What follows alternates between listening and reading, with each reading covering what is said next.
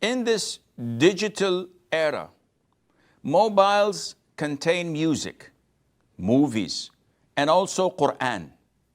Some even contain pornography. Can Quran or any Islamic content be stored on the same phone that contains music and movies?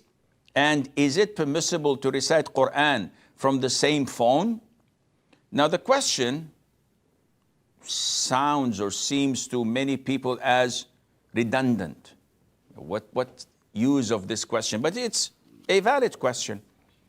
The confusion may arise because we have so much appreciation to the Quran and we value the Quran to the extent that we don't want anything to tarnish it.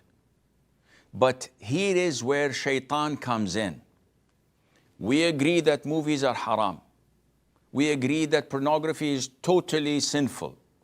And listening to music is sinful as well. But shaitan should not come and deter you from reciting the Quran or uploading the Quran app on your phone just because these haram things exist.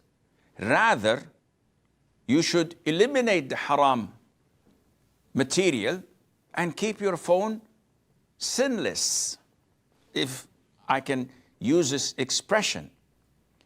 Now you don't want to remove these haram stuff. What's the ruling on putting an app with the Quran? There's nothing wrong in that.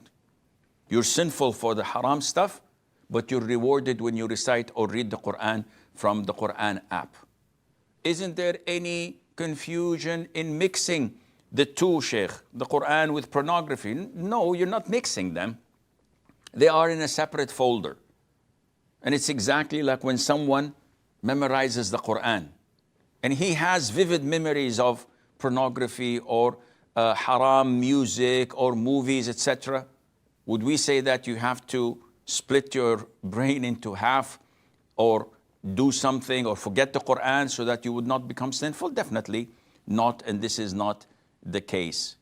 And our last question